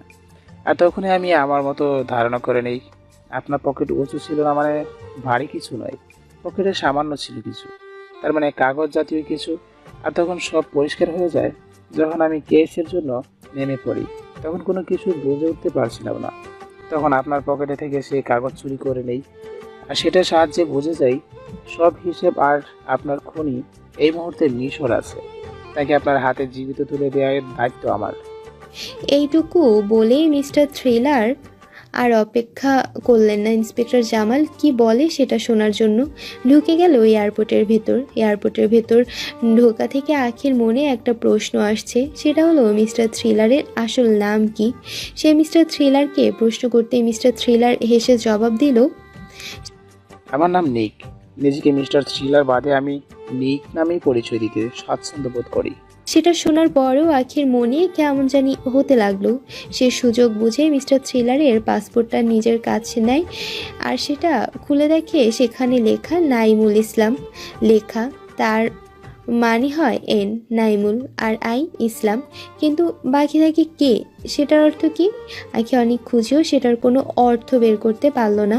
এদিকে বিমান ছাড়ার ঘোষণা দিয়ে দিয়েছে, খুব শীঘ্রই তারা পৌঁছে যাবে 1000 বছরের পুরনো ইতিহাস পিরামিডের দেশ মিশরে। কায়রো এয়ারপোর্ট থেকে সোজা হোটেলে চলে যায় তারা দুইজন। একটা গাড়ি ভাড়া করেছিল তারা দুইজন, এখন সেটা ছেড়ে দিয়েছে। গাইড আর গাড়ি এই দুটো জিনিস বাহিরের দেশে প্রচুর কাজের। আর এটা হচ্ছে মিশর। দ্য গ্রেট গিজার পিরামিডের অবস্থান এখানে, সাথে আরও অনেক পিরামিড আছে। 1000 বছরের রহস্য ঘেরা পিরামিডের রহস্যগুলো এখনও সমাধান হয়নি পুরোপুরি। অষ্টাদশ শতাব্দীর অনেক ফারাও বাদশার মমি এখনও খুঁজে পাওয়া যায়নি। অষ্টাদশ শতাব্দীকে হাইলাইট করার কারণ হলো সেই সময়ের শাসকগণ ইতিহাসে প্রসিদ্ধ বেশি। সেই সময়ের অনেক নারী ফেরাউনও আছে, তারা ইতিহাস বিখ্যাত। তাদের বীরত্ব রূপের কারণে তারা আজও মানুষের মুখে মুখে পরিচিত। সেই দেশে দূর বাংলাদেশ থেকে আসা দুইজন গাইড ছাড়া ঠিকমতো চলতে পারবে না, সেটাই স্বাভাবিক। আর মিশরে যদিও তারা কেসের কারণে এসেছে, কিন্তু পিরামিড আর মিশরের ঐতিহ্য না দেখে চলে যাওয়া তাদের কাম্য নয়। হোটেলে বসে আছে আখি আর মিস্টার থ্রিলার রূপী নিক। আখি আর তাকে মিস্টার থ্রিলার ডাকে না, কারণ তাকে বারণ করে দিয়েছে সেই নামে ডাকতে। কারণ এখানে কেউ তাদের সন্দেহ করুক সেটা তারা কোনো দিন চায় না। আখি মিস্টার থ্রিলারকে প্রশ্ন করল, আপনার নামটা তো অনেক রহস্যজনক, কিন্তু এখনো আমি মিস্টার থ্রিলারের রহস্য উদ্ধার করতে পারলাম না। আর কেসের ব্যাপারেও আমাকে এখনো কিছু বলেননি আপনি। যদি কিছুই না জানি তাহলে সরকারি হয়ে এসে আমার লাভটা কি হলো? প্রথমে আমাকে আপনি করে বলা বাদ দাও, দ্বিতীয়ত আমার নামের মানে জানতে এসো না, নিজেই ফেসে যাবে ধাঁধাতে। শান্ত হয়ে জবাব দেয় মিস্টার থ্রিলার। কিন্তু কেসের ব্যাপারে তো কিছু বলতে পারেন আমাকে। আবার প্রশ্ন করে বসে আখি। মিস্টার থ্রিলার এইবার সোজা হয়ে উঠে বসে, পকেট থেকে দুটি কাগজ বের করে ধরে তার সামনে, এর বক্তৃতা দিতে শুরু করে দেয়। এই দুটো কাগজকে খুনের কারণ বলা চলে। এগুলো কোনো সাধারণ কাগজ নয়, খুনি নিজের হাতে সেগুলো রেখে গেছে এগুলো। আর এই ধরনের কাগজ শুধু মিশরেই তৈরি হয়। এই গেল কাগজের কথা। এখন আসি সেখানে লেখা জিনিসগুলোর দিকে।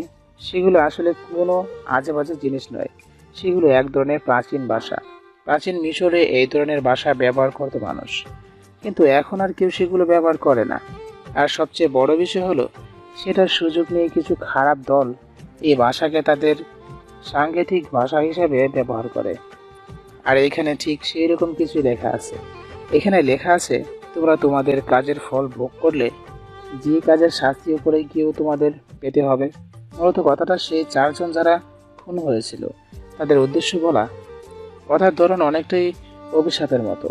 এই কথার মানে উদ্ধার করতে আমাকে অনেক কষ্ট করতে হয়েছে। এরপরে এই কথা কেন বলা হয়েছে সেটা খুঁজে পেতেও আমাকে একটা ধারণা বের করতে হয়েছে, সাথে অনেক খোঁজ খবর নিতে হয়েছে আমাকে। এইটুকু বলে একটা নিঃশ্বাস নিল মিস্টার থ্রিলার। আখি এতক্ষণ মন দিয়ে শুনে যাচ্ছিল, সে আবার প্রশ্ন করে বসলো তাকে। কি কাহিনী যেটা আপনি?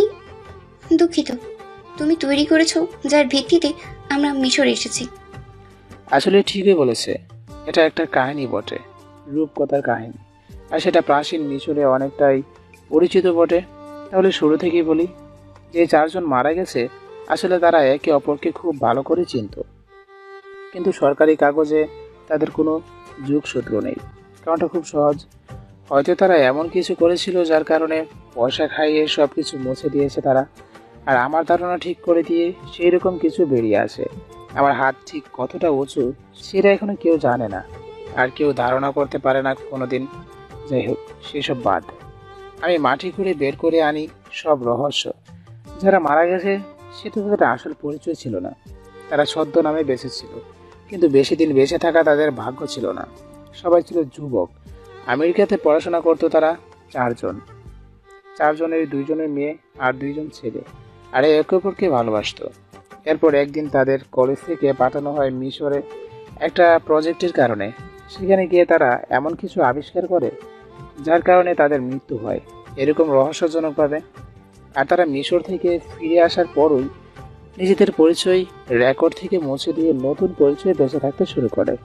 তারা একে অপরের সাথে যোগাযোগ বন্ধ করে দেয়, কিন্তু ভালোবাসা তাদের বাধা দেয়। সেই কারণে তারা তাদের ভালোবাসার মানুষকে খুঁজে বের করে বিয়ে করে ফেলে, কিন্তু সেটা হয়তো তাদের কোনো শত্রু জেনে যায়, যার কারণে তারা নিজেদের পরিচয় পাল্টে ফেলেছিল। সে সুযোগ খুঁজে তাদের মেরে ফেলে।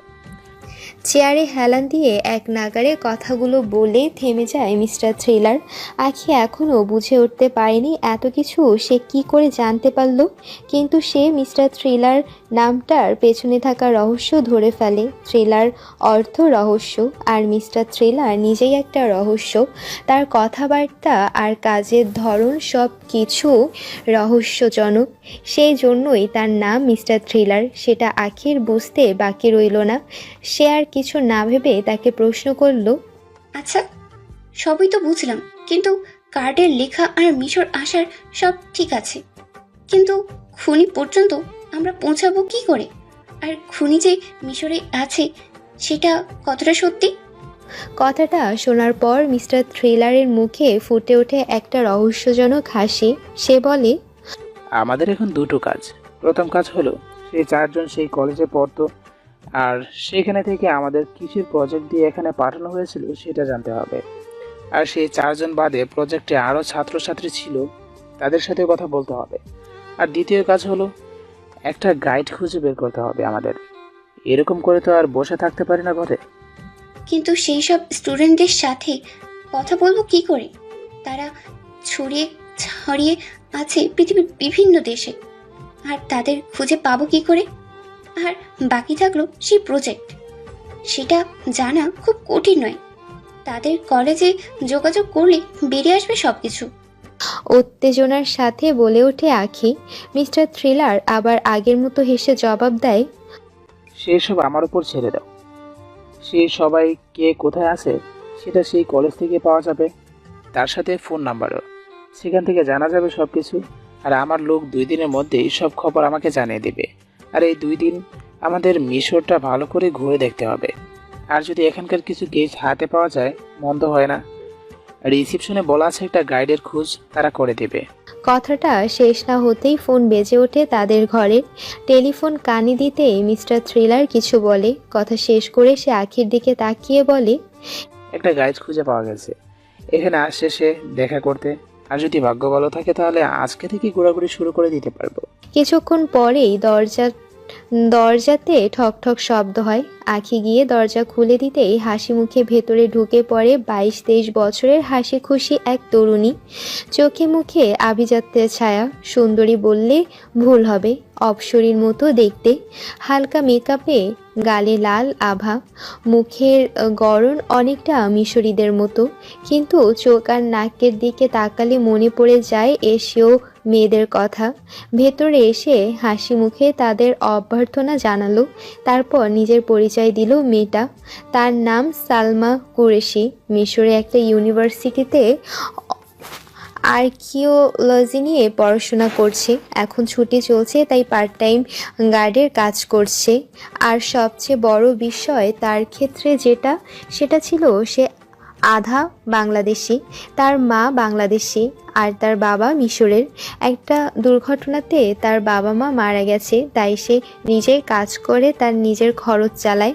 মায়ের কাছ থেকে আধা আধা বাংলা কথা শিখেছে। মিস্টার থ্রিলার আর আখি দুজনেই মোটামুটি খুশি সেরকম একটা গাইড পেয়ে। কিন্তু আখির কেমন জানি লাগছে মেয়েটাকে, কারণ সে কি এরকম একটা করে মিস্টার থ্রিলারের দিকে বারবার তাকাচ্ছিল আর মিস্টার থ্রিলারও তার দিকে হেসে হেসে কথা বলছিল। কিন্তু তাতে আখির কি?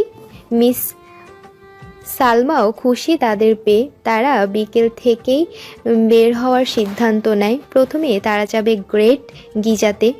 সালমা জানিয়েছেন একদিন পুরো ঘুরে দেখেও নাকি সেটা শেষ করা যাবে না। শুধু একদিন কেন, অনেক দিন লাগবে সেটা ভালো করে পুরো ঘুরে দেখতে। তাই বিকেলে শুধু তারা একটা অংশ দেখবে।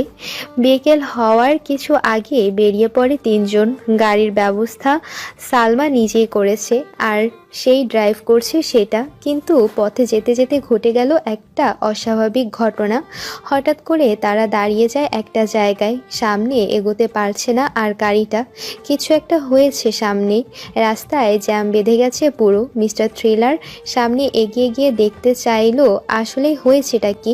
সাথে সাথে আখিও নেমে যায় তার সামনে গিয়ে দেখে একটা বৃদ্ধ লোক মাটিতে পড়ে আছে। বুকে তার গুলি লেগেছে। আশেপাশের মানুষ তাকিয়ে তাকিয়ে দেখছে সেদিকে, কেউ কিছু করছে না, কারণ তার সামনেই দাঁড়িয়ে আছে বন্দুক হাতে কয়েকজন লোক। স্থানীয় ভাষায় সবাইরে শাসাচ্ছে যাতে কেউ সে বৃদ্ধকে বা কারা খুন করেছে সেটা না বলে। বৃদ্ধর বুকে লেগেছে গুলি। মিস্টার থ্রিলার একবার সেদিকে তাকিয়ে পর্যবেক্ষণ করে নিল। তারপর আখিকে বলল, লোকটাকে বাঁচানো যাবে যদি আর 5 মিনিটের মধ্যে হাসপাতালে ভর্তি করানো যায়, কিন্তু সেটা আর সম্ভব নয়, কারণ সেই লোকগুলো মনে হয় না তাকে বাঁচাতে পারবে। বৃদ্ধ লোকটার দিকে তাকিয়ে আখির অনেক মায়া হলো। কিন্তু মিশরের অপরাধী সংগঠন সম্বন্ধে তার কোনো ধারণা নেই, তাই সে আবেগে ভাসছে। মিস্টার থ্রিলার সে বারবার কিছু করতে বলে, কিন্তু মিস্টার থ্রিলার চুপচাপ দাঁড়িয়ে আছে। এদিকে সময় চলে যাচ্ছে। হঠাৎ করে আখি একটা অঘটন ঘটিয়ে ফেলে। সে ছুটে চলে যায় সেই লোকটার কাছে। সেখানে গিয়ে তাকে তুলে হাসপাতালে নিতে চায়। তার সেই কাজ দেখে সেই লোকগুলো যারা তাকে গুলি করেছিল তারা অবাক হয়ে যায়। তখন একটা লোক হাসতে হাসতে আবার বন্দুক উঁচিয়ে ধরে আখির দিকে। এর ঠিক কয়েক মিলি সেকেন্ড পরেই কানে আসে বুলেটের শব্দ।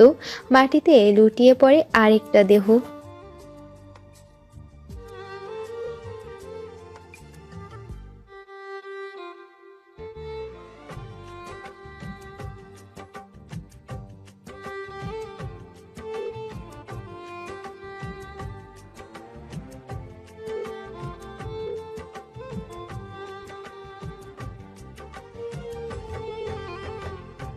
মাটিতে পড়ে যায় আরেকটা দেহ।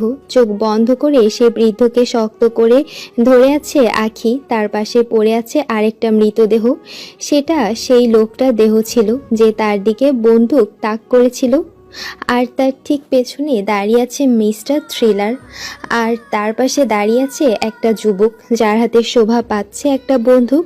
সেই গুলি করেছে সেই লোকটাকে। আখি যখন দেখতে পেল তারা নিরাপদ আর সেই বৃদ্ধ লোকটাকে সে হাসপাতালে নিয়ে যেতে পারবে, তখন সে উঠে দাঁড়ালো। সে আশা করেছিল মিস্টার থ্রিলার তাকে সাহায্য করবে, কিন্তু সে কিছুই করলো না। মিস্টার থ্রিলারের দিকে বিষ চোখে তাকিয়ে আবার বৃদ্ধের দিকে তাকায় সে। তাকিয়ে দেখে বৃদ্ধের চোখ বন্ধ হয়ে গেছে, নিঃশ্বাস বন্ধ হয়ে গেছে তার। এদিকে যে লোকগুলো মানুষকে সতর্ক করেছিল যাতে তাদের বিরুদ্ধে কেউ মুখ না খোলে, তারা ঘুরে তাকায় সে যুবকের দিকে যে তাদের একজনকে মেরে ফেলেছে। পরিস্থিতি বেগতিক দেখে লোকজন সেখান থেকে পালিয়ে যায়, কিন্তু সেখানে শুধু দাঁড়িয়ে থাকে সেই যুবক, মিস্টার থ্রিলার আর আখি। সেই লোকগুলি নিজেদের বন্দুক বের করবে তখনই পুলিশের গাড়ির শব্দ শোনা গেল। সাথে সাথে তারা সেখান থেকে পালিয়ে যায়। তাদের সেই সাথীর লাশ সেখানেই পড়ে থাকে। সেই যুবক মিস্টার থ্রিলারের কাছে এসে স্থানীয় ভাষায় কিছু বলতে থাকে, কিন্তু সে কি বলছিল তার কিছুই মিস্টার থ্রিলার বুঝতে পারে না। তাই সেই যুবকটা ইংরেজিতে তাদের বলে, এখান থেকে তোমরা চলে যাও, আমি সামলে নেব সব কিছু। আইনের লোক আমি, আশা করি আবার দেখা হবে আমাদের। বলেই সুন্দর একটা হাসি উপহার দিল সে। মিস্টার থ্রিলার আখিকে নিয়ে সেখান থেকে চলে আসে আর গাড়িতে বসেই সালমাকে হোটেলে ফিরে যাওয়ার নির্দেশ দেয়। আজ আর তারা পিরামিড দেখতে যাবে না। যেতে যেতে সব কিছু খুলে বলে সে। আখির মুখে কোনো কথা ছিল না, তার কেবল একটা লোক মারা গেছে, অথচ সে কিছুই করে উঠতে পারেনি। সেই দিন সালমাকে বিদায় করে দিয়ে তারা আর কোথাও বের হয়নি। আর সেই যুবক কে ছিল সেটাও তাদের জানা হয়ে ওঠেনি। আর বিষণ্ণ হয়েছিল আখি, মনে হচ্ছিল অনেক রেগে আছে মিস্টার থ্রিলারের উপর। মিস্টার থ্রিলার সেটা খুব ভালো করেই বুঝতে পারছিল, তাই সেই আগ বাড়িয়ে বলে উঠল, আমি চাইলে সেই লোককে সেখান থেকে বের করে নিয়ে আসতে পারতাম, কিন্তু তার আগে সে মারা যেত। আপনাকে কি আমি কিছু বলেছি? যে লোক নিজের স্বার্থ ছাড়া কিছু বোঝে না, সে কি করে বুঝবে একটা মানুষের জীবনের কত মূল্য? রাগ ছড়িয়ে পড়ল আখির কণ্ঠে। তার কথা শুনে মিস্টার থ্রিলার একটা হাসি দিয়ে বলল, এতই যখন মানুষের জীবনের মূল্য দিতে জানো, তাহলে নিজের ভাইকে কেন মারতে চেয়েছিলে? আখির মুখে একটা তাচ্ছিল্যের হাসি ফুটে ওঠে, চোখে তার পানি আর মুখে হাসি। বিচিত্র এক দৃশ্য, সচরাচর সেই রকম দৃশ্য দেখা যায় না। সে সেই রকম করেই বলতে লাগলো, একটা মানুষ আরেকটা মানুষকে তখনই খুন করতে চায় যখন তার সহ্যের ক্ষমতা শেষ হয়ে যায়। আপনি হয়তো জানেন না আমার ভাই কেমন ছিল। আমার ভাই ছিল একজন জানোয়ার। আমার ভাই বড়লোকদের সন্তান, তাই রাস্তায় ফুর্তি করে বেড়াতো। যখন দেখলো সেটাতেও তার মন ভরছে না, তখন রাস্তায় দাঁড়িয়ে থাকা একটা মেয়েকে রেপ করে মেরে ফেলে। টাকা খাইয়ে সবার মুখ বন্ধ করে কেস বন্ধ করে দেয়। আর তার বন্ধুরা একদিন বাড়িতে আসে, মদের পার্টি করছিল তারা। তার একটা বন্ধু আমার সাথে অসভ্যতা করতে থাকে। এক পর্যায়ে সেটা বাড়াবাড়ি পর্যায়ে চলে যায়, আর আমি ভাইয়ের পিছনে লুকাই। একটা বোন যখন বিপদে পড়ে তখন সে মনে প্রাণে তার ভাই সাহায্য চায়, কিন্তু আমার ভাই উল্টো আমাকে তার সেই বন্ধুর সামনে ছেড়ে দেয়, আমাকে নিয়ে তামাশা করে, আমার গায়ে হাত দেয়। আমি কোনো মতে সেখান থেকে বেরিয়ে আসি। তাদের সাথে ছিল আবার আমার ভাবি। একটা মেয়ে হয়ে সে আরেকটা মেয়ের সর্বনাশ কি করে করতে পারে সেটা আমি মেনে নিতে পারছিলাম না। তাই শেষে অতিষ্ঠ হয়ে আমি প্ল্যান করি, কিন্তু মানুষ খুন করার কোনো ইচ্ছা আমার ছিল না, আর আমি পারতামও না।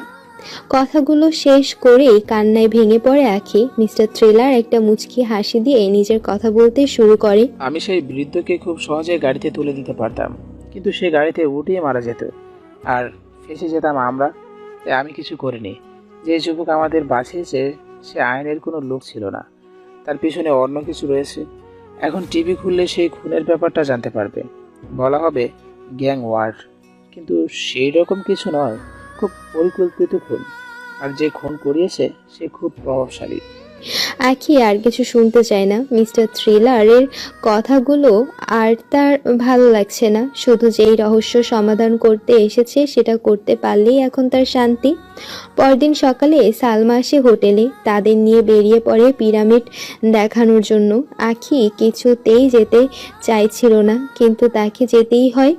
পুরো দিন ঘুরে বিকালের দিকে তারা প্রচণ্ড ক্ষুধার্ত হয়ে পড়ে। মিস্টার থ্রিলারের সালমার থেকে সেখানকার সবচেয়ে দামি রেস্টুরেন্ট সম্বন্ধে জেনে নেয়।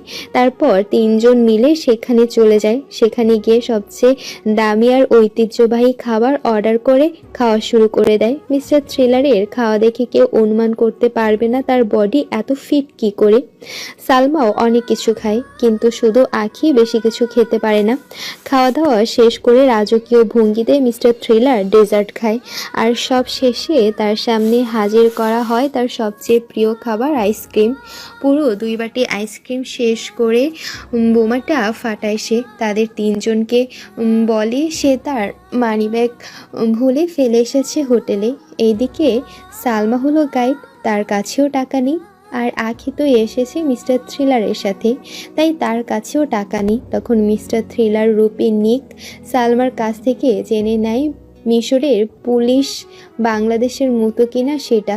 তারপর একটা প্ল্যান করে ফেলে। এইদিকে আখির মনের অবস্থা এমনিতে ভালো নেই, তারপরেও এই সব কিছু দেখে অস্থির হয়ে উঠেছে সে। মিস্টার থ্রিলার তাদের দুজনকে বলে, তোমরা দুজন চলে যাও, এখানটা আমি সামলে নেব। বিনা পয়সায় কি করে এখান থেকে বের হওয়া যায় সেটা আজ দেখাবো আমি। কথাটা শুনে একসাথে দুজনই অবাক হয়ে যায়, কারণ তারা মিশর আছে। টাকা ছাড়া বিনা পয়সায় সেখান থেকে বের হওয়া সম্ভব নয়। কিন্তু তাও উপায় না পেয়ে তারা দুইজন বেরিয়ে পড়ে। বেরিয়ে যেতে যেতে দেখে ওয়েটার মিস্টার থ্রিলারের কাছে টাকার বিল দিতে এসেছে। বাহিরে অপেক্ষা করছিল তারা দুজন। ঠিক 5 মিনিট পরে ভেতরে মিশরীয় পুলিশ ঢুকতে দেখে।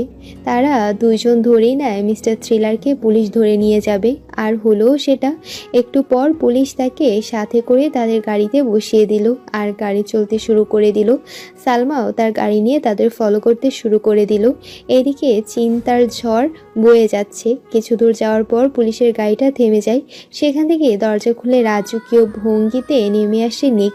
পুলিশের সাথে হাসি মুখে হাত মেলায়, তারপর তাদের দিকে তাকিয়ে একটা হাসি দিয়ে তাদের সমন্বয়ে চলে আসে। তারা দুজনই অবাকের পর অবাক হয়ে গেছে। এখন শুধু অপেক্ষা সেটা শোনার যে কি করে মিস্টার থ্রিলার ছাড়া পেল। কিন্তু সে কিছুই বলল না তাদের। চলে গেল হোটেলে। আখির মন মোটামুটি ভালো হয়ে গেছে সেই জিনিসটা ভেবে ভেবে, কিন্তু নিক কিছুতেই তাকে বলছে না, কারণ সে কেস নিয়ে মাথা ঘামাচ্ছে। কাল সকালে সব খবর তার হাতে চলে আসবে, কিন্তু তার আগে কিছু হাতের কাজ সেরে নিচ্ছে। কেসের সব ফাইল ভালো করে পড়েছে আর সেগুলো মিলিয়ে নিচ্ছে একটা আরেকটার সাথে। এরকম করেই রাত পার হয়ে গেল। সকালবেলা তারা আবার বের হয়ে গেল মিশরের রাস্তায়। বিভিন্ন জায়গায় ঘোরার পর সালমা নিককে জিজ্ঞেস করে, তার আচ্ছা, কাল আপনি পুলিশের থেকে কি করে ছাড়া পেলেন? কথা শুনে মিস্টার থ্রিলার হাসতে হাসতে বলে, পুলিশ যে দেশেরই হোক সেটা পুলিশ, আর টাকার সামনে সব পুলিশই বাংলাদেশি পুলিশ হয়ে যায়। আবার প্রশ্ন করে সালমা। মিস্টার থ্রিলার আবার হেসে জবাব দেয়, আমি টাকা নিয়ে গেছিলাম আর তোমাদের দুইজনকে একটু চমকে দেওয়ার ইচ্ছা ছিল, তাই ইচ্ছে করেই সবচেয়ে দামি হোটেলে গিয়ে ভালো ভালো বিল করি। তারপর জানতাম বিল দিতে না পারলে পুলিশ কেস হবে, তাই হলো পুলিশ আমাকে নিয়ে যেতে লাগলো। আর গাড়ির ভিতরে আমি তাদের সাথে খাবার অর্ধেক বিল ঘুষ হিসাবে দিয়ে ছাড় পেয়ে গেলাম। কথা শেষ হতেই ফোন বেজে ওঠে মিস্টার থ্রিলারের। ফোনের দিকে তাকাতে চোখ মুখ গম্ভীর হয়ে যায়। সে তাদের দুজনের থেকে দূরে গিয়ে বেশ কিছুক্ষণ কথা বলে। কথা শেষ করে এসেই সালমাকে বিদায় করে দিয়ে সে আখিকে নিয়ে ফিরে আসে হোটেলে। তার এরকম আচরণ আখির কাছে অস্বাভাবিক লাগে। আর আজকে সব তথ্য আসার কথা তাদের কাছে। সব মিলিয়ে সে বুঝে নেয় হয়তো সাংঘাতিক কিছু ঘটে গেছে, তাই সে আলাদা করে আর কিছু জিজ্ঞেস করে না। কিছুক্ষণ বাদেই মুখ খোলে মিস্টার থ্রিলার আর সে যা বলে তা শুনে হতভম্ব হয়ে যায় আখি। কারণ আমেরিকার যেই কলেজ সেই 4 জন পড়াশোনা করত, তাদের সাথে যারা মিশরে এসেছিল তারা ছড়িয়েছিল পৃথিবীর বিভিন্ন প্রান্তে, কিন্তু রহস্যজনকভাবে এক এক করে মারা গেছে সবাই। কেউ বা সুইসাইড করেছে, আবার কেউ বা দুর্ঘটনার শিকার, তাদের কেউ আর বেঁচে নেই। আখি মিস্টার থ্রিলারের মুখের দিকে তাকিয়ে দেখে কি যেন বিড়বিড় করছে, কথাটা অস্পষ্ট। কান খাড়া করে আখি সেটা শুনল। সেটা শোনার সাথে সাথে তার পায়ের নিচের মাটি সরে গেল। মিস্টার থ্রিলার বারবার বলছিল, অভিশাপ, প্রাচীন অভিশাপ। প্রাচীন অভিশাপ কথাটা আখির মাথার ভেতর বারবার ঘুরতে লাগলো। কথাটা সে আগেও বেশ কয়েকবার বেশ কিছু জায়গায় পড়েছে। কথাটার অর্থ হলো কোনো কিছুর মাধ্যমে অভিশপ্ত কোনো বস্তু, আর সেটার সবচেয়ে বড় প্রমাণ এই মিশর দেশ। ফেরাউনদের দেশে এইটা সবচেয়ে বেশি প্রচলিত। যখন হারভার্ড কার্টার মিশরের প্রভাবশালী রাজা তুতাম খানমের দেহাবশেষ উদ্ধার করে, তখনই সামনে আসে এই অভিশাপ। অনেক গবেষণা আর অনেক অর্থ ব্যয়ের পর সেই মমি আবিষ্কার করা গিয়েছিল। প্রাচীন মিশরে একটা নিয়ম ছিল, যে কোনো বাচ্চা মারা গেলে তাদের দেহ মমি আকারে রাখা হবে, যাতে করে তাদের দেহ নষ্ট না হয়। আর তাদের বিশ্বাস ছিল, যদি রাজাদের দেহ ঠিক থাকে তাহলে তারা মৃত্যুর পরেও আরেক দুনিয়ায় গিয়ে রাজার মতোই থাকতে পারে। সেই জন্য তাদের সাথে পুঁতে দেওয়া হতো প্রচুর অর্থ সম্পদ। আর সবচেয়ে নিষ্ঠুর যে কাজ করা হতো সেটা হলো অনেক দাসদাসীকে জীবিত কবর দেওয়া হতো রাজার আদেশে, যাতে করে তারা মৃত্যুর পরও সেই রাজার দেখাশোনা করতে পারে। কিন্তু আরেকটা যে বিষয় প্রাচীন মিশরে চলতো সেটা হলো একটা অভিশাপ দেওয়া হতো সেই রাজাদের কফিনের সাথে। তাদের বিশ্বাস তাদের রাজা ঘুমের মাধ্যমেই শান্তিতে পরের জীবনে আগের জীবনের মতোই থাকবে, আর যাতে করে তাদের ঘুম না ভাঙে আর শান্তিতে ব্যাঘাত না ঘটে সেই জন্য দেওয়া হতো সেই সব অভিশাপ। যদি কেউ তাদের রাজার ঘুম ভাঙায় বা সে কফিন খোলে তাহলে সে ওই অভিশাপের শিকার হয়ে মারা যাবে নির্মমভাবে। আর তুতাম খানমের মৃতদেহ আবিষ্কারের সময় সেখানে যারা যারা ছিল তাদের প্রায় সবাই বিভিন্ন দুর্ঘটনার শিকার হয়ে মারা গেছে। তখন থেকে সেই বিশ্বাসটা আরও গাঢ় হতে শুরু করে দেয়। এরপর আরও বিভিন্ন উদাহরণ আছে যেগুলোর মাধ্যমে প্রমাণিত হয় যে সেই অভিশাপ আসলেই কার্যকর, কিন্তু সেগুলোর কোনো ব্যাখ্যা আজ পর্যন্ত পাওয়া যায়নি, যার ফলে সবকিছু দুর্ঘটনা হিসেবে ধরা হয়ে থাকে। আর আখির ধারণা এই কেসেও সেই রকম কিছুই আছে। তাছাড়া মিস্টার থ্রিলার কোনো দিন সেই কথা উচ্চারণ করতো না। কলেজ থেকে যারা এখানে এসেছিল তাদের কেউ বেঁচে নেই, আর সবাই মারা গেছে কোনো না কোনো দুর্ঘটনার শিকার হয়ে। অর্থ একটাই, তারা কোনো না কোনোভাবে কোনো অভিশাপে জড়িয়ে পড়েছে, যার ফলে মৃত্যু হয়েছে তাদের। মিস্টার থ্রিলার চুপচাপ বসে আছে বিছানায়। দরজায় কেউ এসেছে দেখে আখি গিয়ে দরজা খুলে দেয়। দেখে হোটেল বয় হাতে একটা বাটি আইসক্রিম নিয়ে দাঁড়িয়ে আছে বাহিরে। একটু আগেই মিস্টার থ্রিলার সেটা অর্ডার করেছিল। আখি সেটা ভেতরে নিয়ে গিয়ে মিস্টার থ্রিলারের হাতে দেয়। মিস্টার থ্রিলার কোনো মতে সেটা নিয়ে ধীরে ধীরে খেতে শুরু করে দেয়। এত বিলাসবহুল হোটেলে থাকা আর ঘোরাফেরার এত টাকা কই থেকে আসছে সেটা আখির জানা নেই। তার জানার কোনো ইচ্ছাও নেই, কারণ মিস্টার থ্রিলার টাকার জন্য সব কিছু করে সেটা সে জানে। আর তার বুদ্ধির অহংকারের সামনে এইসব টাকা পয়সা খুবই স্বল্প। আইসক্রিম শেষ করে মিস্টার থ্রিলার মুখ খোলে। অনেকক্ষণ পর যেন তার বুদ্ধি খুলে গেছে। আখির দিকে একবার তাকায়, তারপর বলে,